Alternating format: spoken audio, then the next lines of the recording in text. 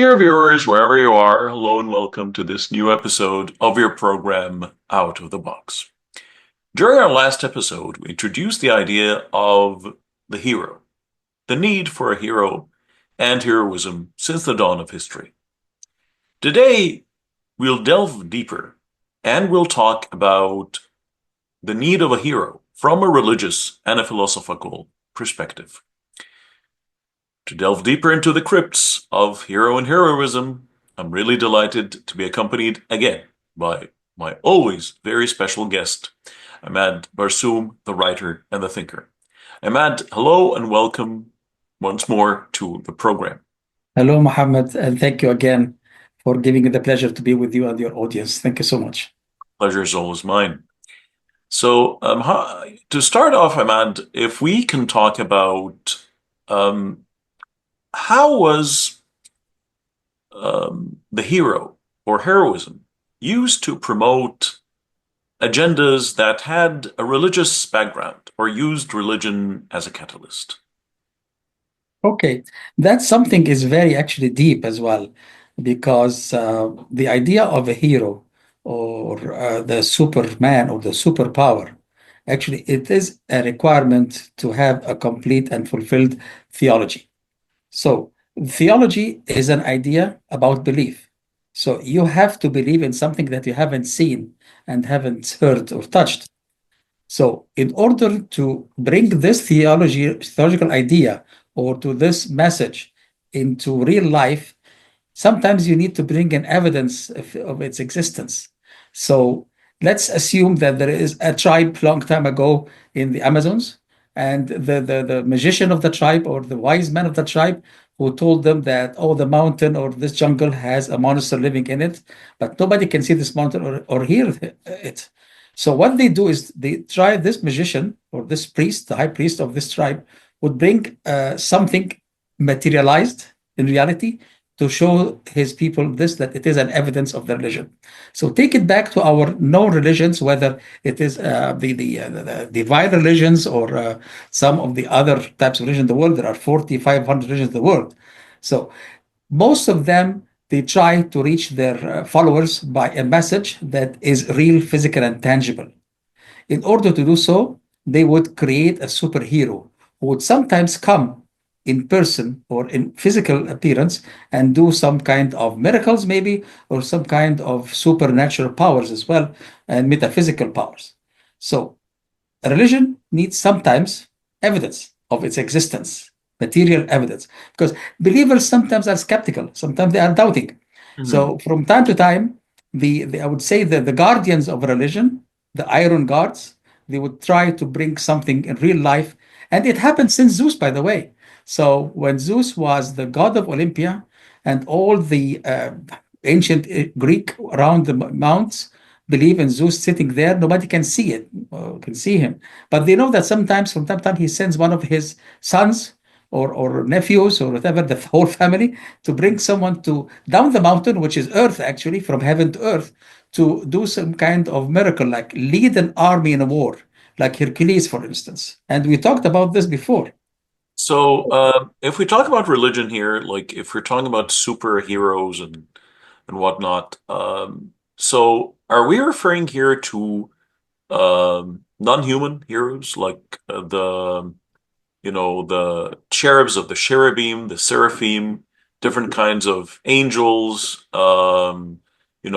like different kinds of like jinn, for example, like those creatures made of fire, or Of light and fire, yes, or yes. the Niflheim, these giants, or are we referring to humans? Like, which type are you referring to?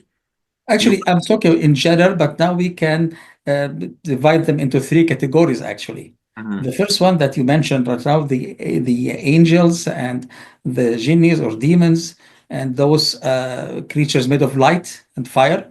And this is more of a very metaphysical creature. So the Mhm. idea is just there, but you haven't seen them. Nobody can see them until Okay. now. Second type, which is the demigods.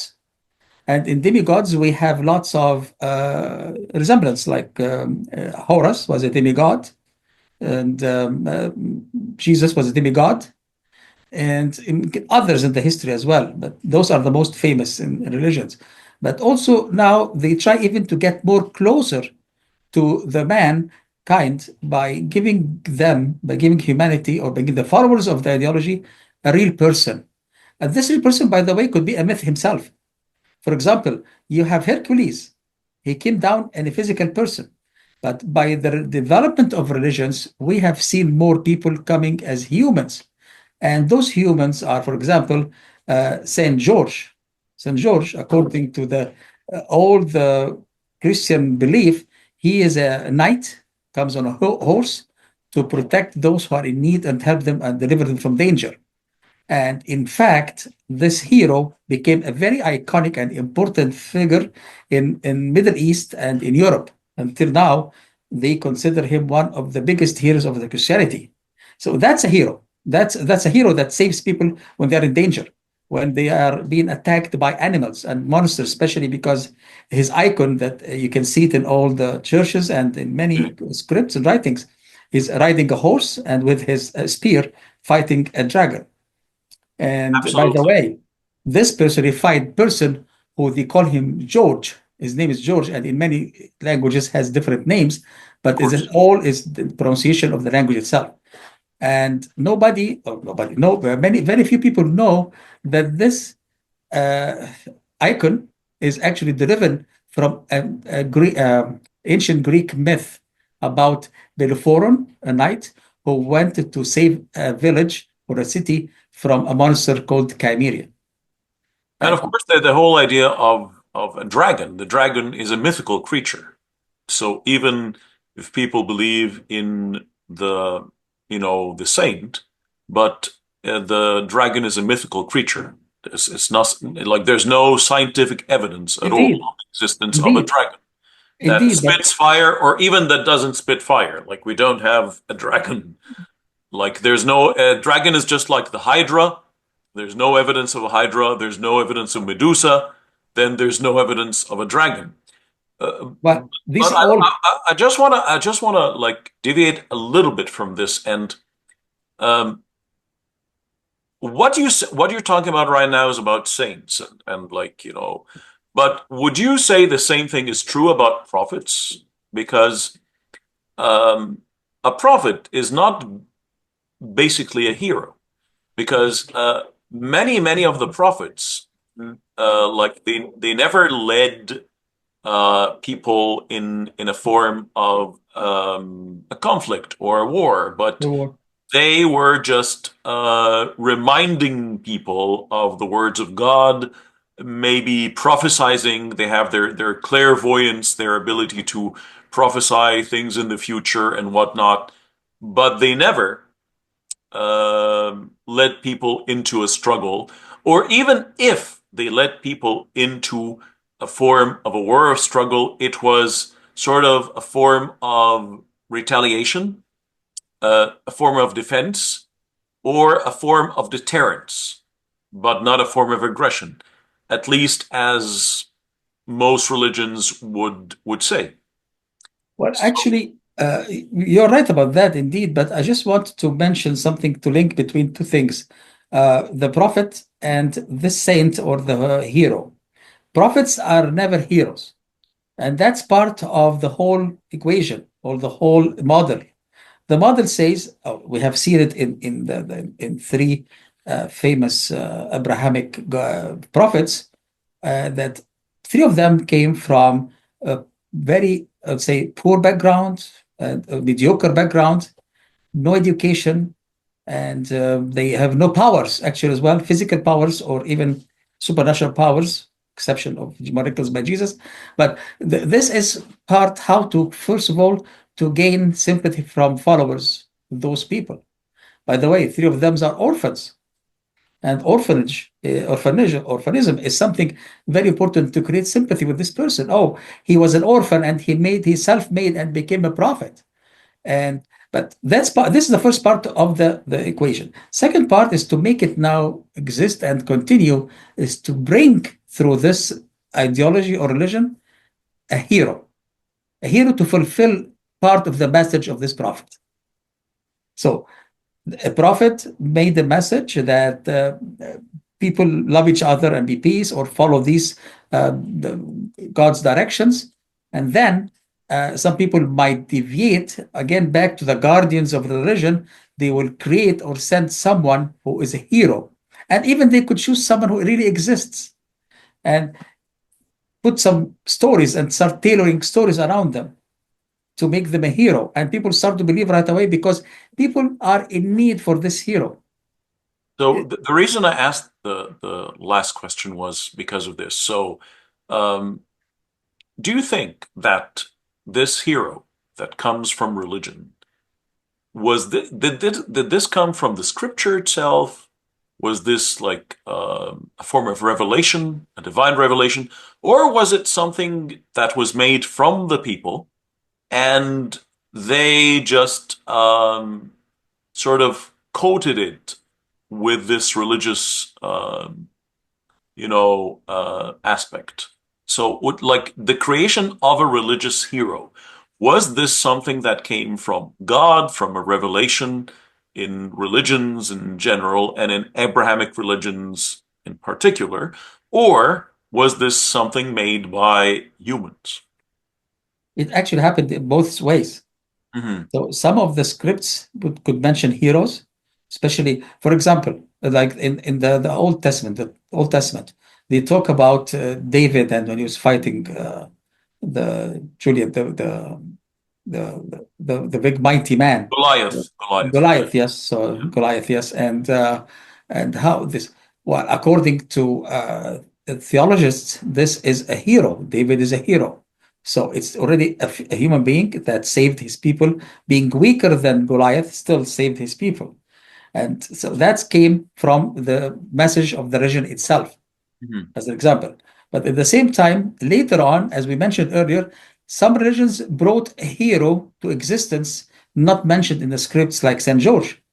So you have heroes are born from the script, and heroes were created after the script or after the mass to enhance and to give a push for the religion to stabilize it, and also to make it more acceptable by the people or by the receivers of this ideology.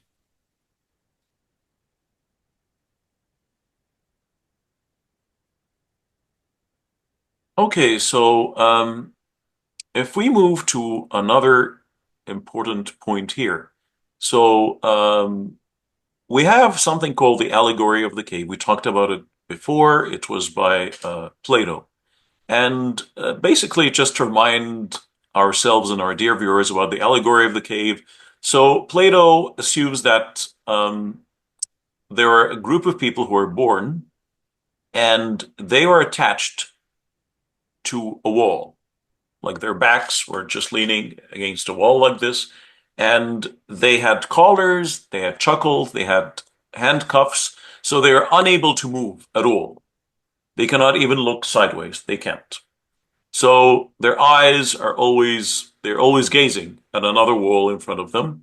And in front of them, and on this wall, they would always see different shadows of things.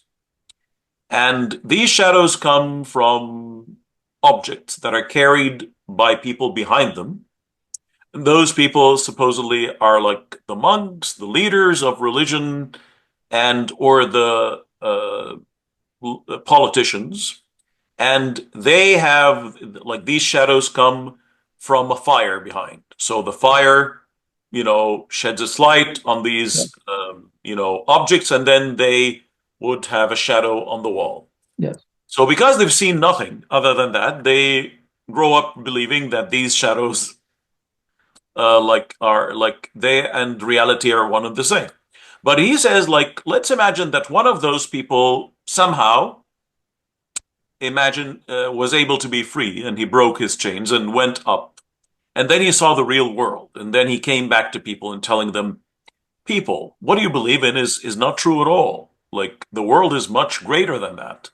And this, micro light that revere so much, this light of the fire is nothing compared to the sun. And Plato says that people would hate that person. because he's trying to open their eyes and so on. Um,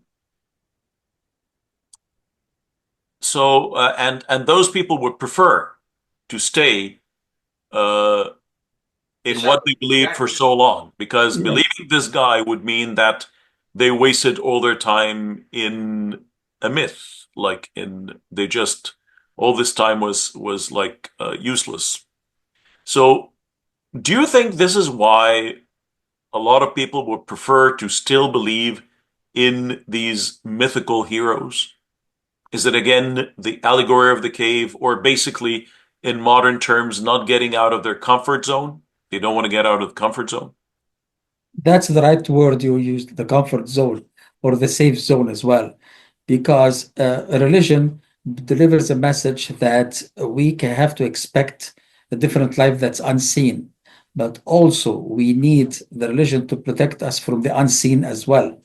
So we have many variables that unseen here. What's afterlife? What is making life move around us, and what is coming to happen to us in the future?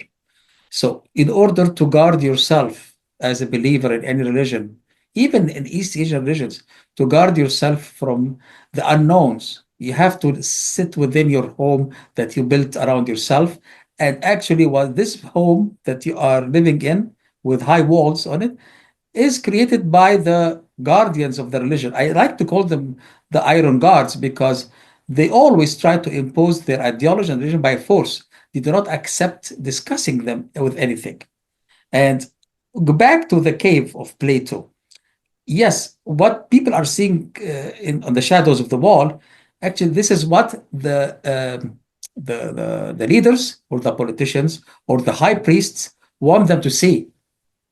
They are now dictating everyone what they want them to see because to keep them in this direction. Like when the mule, they cover the eyes of the mule, so the mule does not deviate for. It's the same idea. They were heads like this because if they turn around, the mule might see water, go to drink, or food, and go to the other side. So they want to direct the vision towards one direction where the mind will follow this vision. And in this dark tunnel, I would call it a dark tunnel as well. So creators of the religion are giving their followers what they want them to see only. It's the same like being on a stage and you see some kind of illusionists. What do the illusionists see? They make you see what they want you to see, but you don't see other thing they are doing on the stage, and that's why it is. Oh, it's a miracle. Oh, it's a magic. It's not. It's just the way they control what you see. That's the power of the men of religion as well, to show you what they want you to see. And like again, but religious people would tell you that no, actually, the problem is with the people, with the masses, not with the revelation itself, because God created the mind. So he created that mind, and he created our brain, and we have much more than the reptilian brain or the limbic brain. We have the cerebral cortex, and we have the gray matter. We are able to think and teach and get taught, and all this is a blessing and grace from God. So there's no way that God, who created this mind, would prevent us from thinking. And actually, God, it's a command from God in most scriptures, at least the Abrahamic religions, to ponder, to think, to contemplate always.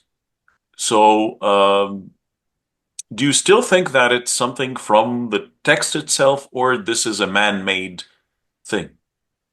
Before we go to this question, I would just like to comment on something about the contemplation. Hmm.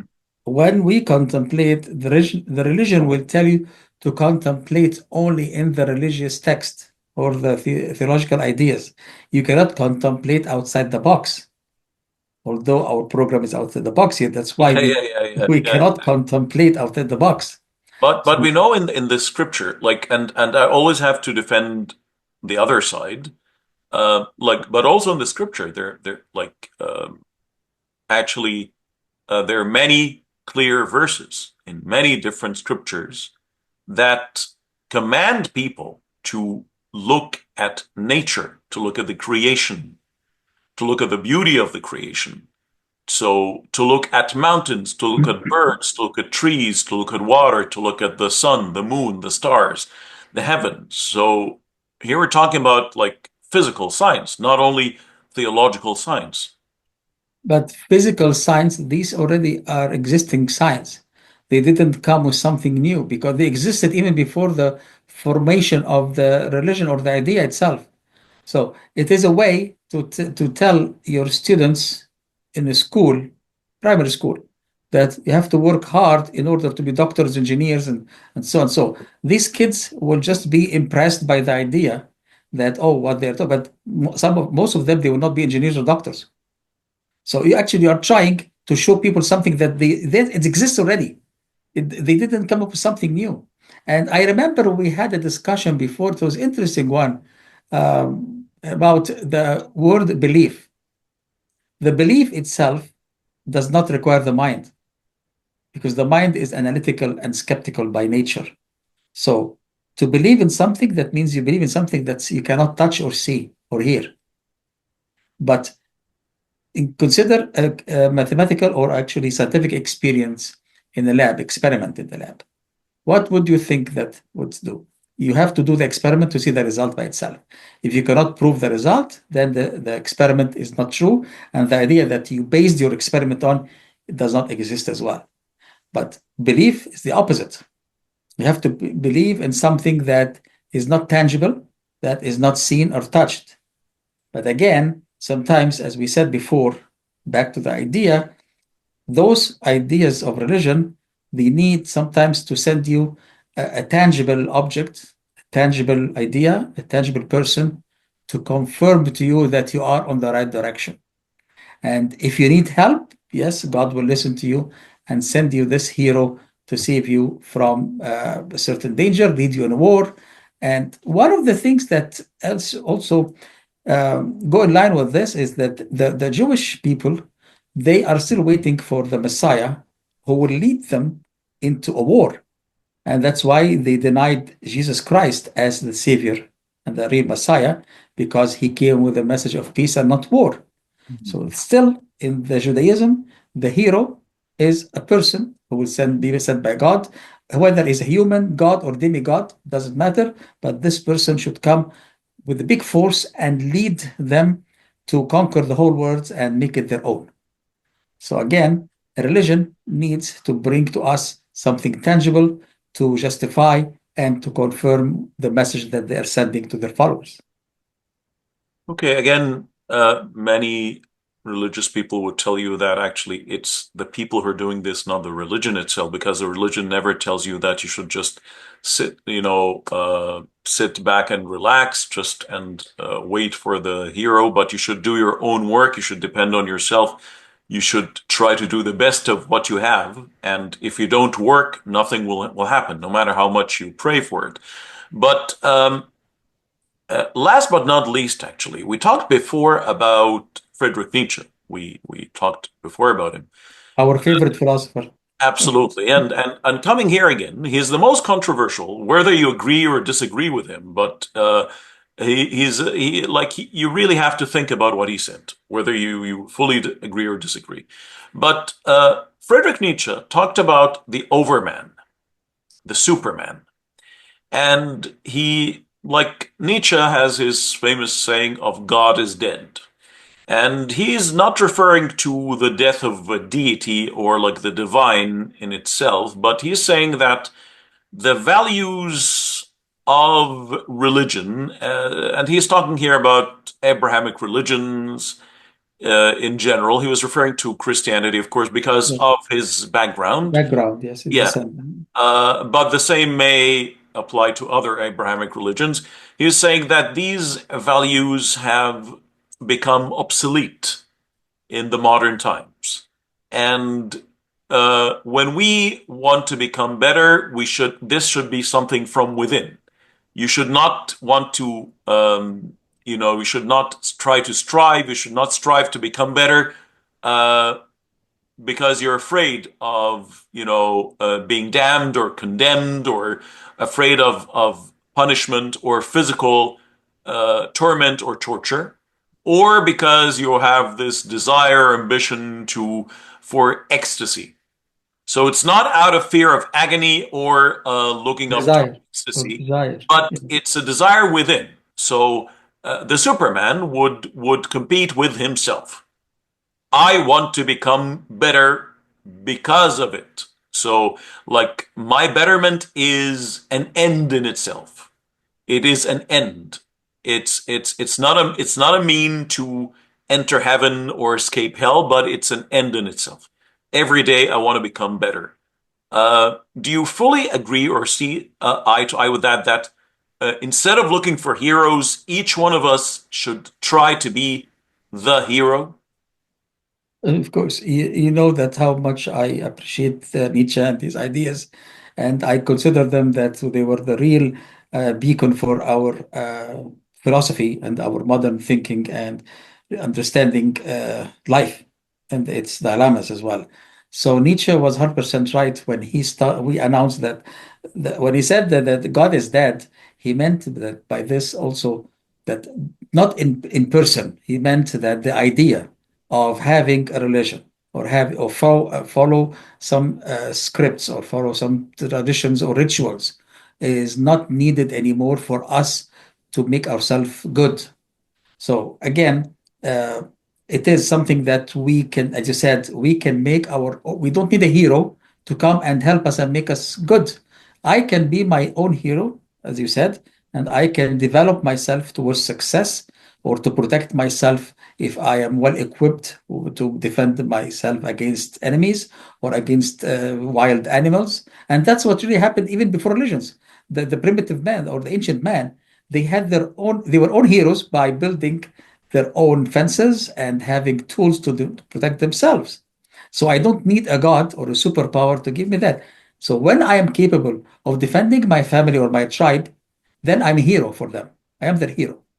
And I'm doing this not because that I'm fearing the unknown or waiting for a reward, as you said, but because to prove to myself that I can overcome anything by building myself within and also by believing in myself.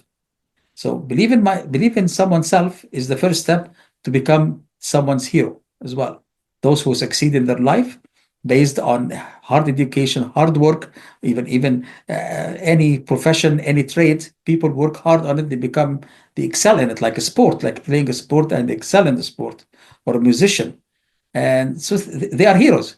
Every self-made person is a hero for himself or herself.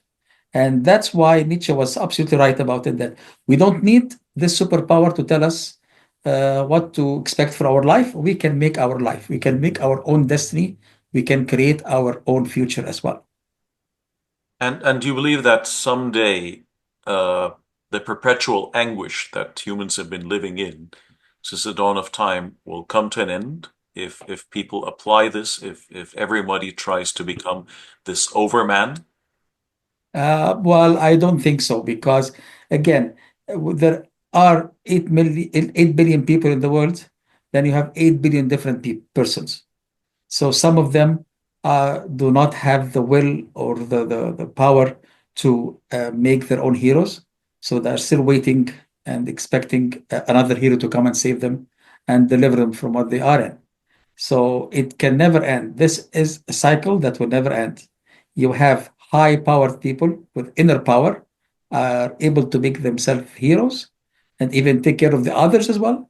And some in the middle, and some are very weak that they always sit in the rooms praying to get a hero to save them and give them what they want. So the allegory of the cave again still Of course, lives, still yes. lives. Plato was genius when he made this allegory because he told us everything about life 3,000 years ago. Yeah. 2,000 years ago. Yeah. Absolutely. Ahmad, thank you very much for being with us again. And this is a long topic, of course, for discussion. And I hope we shed enough light on that topic. But definitely, you and I will contemplate together if we might need to go for a third time about this topic to give it, like justice, really, because to do justice to such a deep topic it's very, very hard to cram everything in a few minutes, really. And in fact, that we have so many examples that we could bring to our discussion, but the time, as you said, time constraint does not allow us to bring all the ideas, all the examples. We can mention hundreds of examples about heroes, course. whether created by man, created by original scripts, or came into modern life as well. And we can talk about it maybe later, about how many people said when they were going into war, modern wars, they saw angels fighting with them. Absolutely. And they would Absolutely. swear on that too. So, Absolutely. We just try to be as concise as possible with our dear viewers to give them enough time to process and absorb this. And we know, of course, they're very busy schedules, their like commitments and daily chores and errands and whatnot. But it's always a pleasure having you, Ahmad, and really looking forward to having you time and again. Thank you. thank you so much, Muhammad. Thank you to your distinguished audience and viewers. And I would see the opportunity to wish you and all your audience a happy holidays as well and a happy new year. Absolutely. Same to you. Thank you very much. Thank you. So, dear viewers, if we were to come to a conclusion here, perpetual anguish really is what humans have been suffering from, and they always look for today when this will end. And some people would believe because they're licentious, because they commit a lot of abominations, and the more you resort to vices instead of virtues, this will increase the curse, the damnation that people have. So that's why we need a hero, maybe, to lift this up. But actually, there is no way, like nothing comes from nothing, really. So, like, whether you're a believer of religion or not, but definitely there is a brain, something that is so unique about humans that this is something that you don't. And here I'm talking about the higher brain, not the reptilian or the limbic brain, but this higher brain, the gray matter, their ability of humans to think and ponder and analyze, and not only to be taught, but also to teach one another and to learn from mistakes is definitely a gift of God or nature if you're a non-believer. And it is there to be utilized, to be used. And so definitely the way to this salvation or betterment is the use of the mind, looking in nature, exploring nature, and you have to, like, there are some rules and regulations for this life. If you believe in God, then you know that when He created this life, He made some rules and regulations, and these rules and regulations will always be there. So nothing comes from nothing, nothing comes from wishes, but you have to work for it. You have to strive to thrive. Really, nothing comes from nothing. You really have to put some work in it. If you're a non-believer, again, then you believe in yourself and believe in your ability to make tomorrow a better place by more work, by more exploration, by more science, by doing internal cleansing for all the negative vices and grudges and stopping to gloat at one another's misfortunes. Thank you very much, dear viewers. Until we meet again, I hope you have a very pleasant time and wishing you a very pleasant new year. Thank you for watching.